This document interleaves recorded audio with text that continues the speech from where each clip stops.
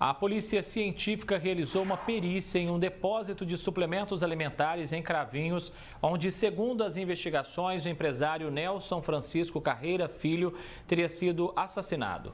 No local, os peritos encontraram vestígios de sangue. 3 pessoas são apontadas como principais suspeitas do crime. Os trabalhos da perícia demoraram quase que 2 horas, mas foi suficiente para a polícia, a princípio, determinar realmente que o crime aconteceu aqui nesse local. Estou certo, doutor, com isso? Exatamente isso. Esse trabalho pericial para ser confrontado com o interrogatório de um dos investigados, confirmou-se que a vítima, de fato, foi assassinada no interior da empresa, no local que ele indicou. Identificamos o rodo utilizado para a lavagem, a retirada do sangue do chão da empresa, em alguns pontos do sistema de escoamento, a grelha, um sifão, havia aspecto de sangue, também na borracha que utilizaram para lavar. Então, tudo aquilo que um dos investigados disse se confirmou e a polícia não tem dúvida que houve o assassinato no interior da empresa. Para a polícia, após o assassinato, a intenção foi limpar totalmente o local onde Nelson foi morto, mas não contava com as técnicas empregadas pela perícia.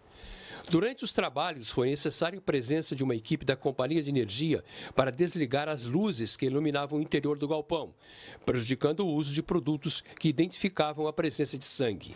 Lavaram, para sumir esses vestígios. Em seguida, aplicaram uma camada de tinta epóxi sobre a superfície do piso para dificultar o trabalho pericial. O empresário Nelson Francisco Carreira Filho, de 44 anos, está desaparecido desde o dia 16 de maio último, após um encontro comercial com os donos da empresa, Marlon Couto e Tadeu de Almeida Silva, nesse depósito em Cravinhos. A polícia passou a investigar o desaparecimento, que foi registrado pela esposa. No final de semana, o carro dele foi encontrado abandonado em São Paulo.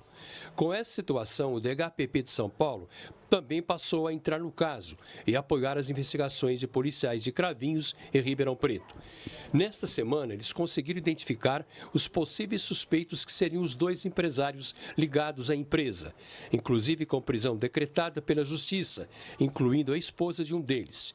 De acordo com a polícia, Marlon é quem teria matado o empresário e Tadeu ocultado a morte e levado o carro de Nelson até São Paulo. Nós chegamos aqui, ele acabou revelando pormenores do crime, detalhes de que, na nossa visão, como autoridade policial, investigadores de polícia, não restou dúvida que ele sabia de como o crime aconteceu, onde aconteceu e todos os detalhes que foram coincidindo com a prova já anteriormente obtida. O que também surpreendeu os policiais foi o comportamento dos suspeitos em tentar dissimular ao máximo a participação na execução do crime. Outro detalhe ficou ainda mais demonstrado: a frieza dos assassinos em visitar a esposa de Nelson em São Paulo, após a consumação do assassinato. Foram para São Paulo apresentar as condolências para a viúva, se colocaram à disposição, mesmo sabendo do que tinha acontecido.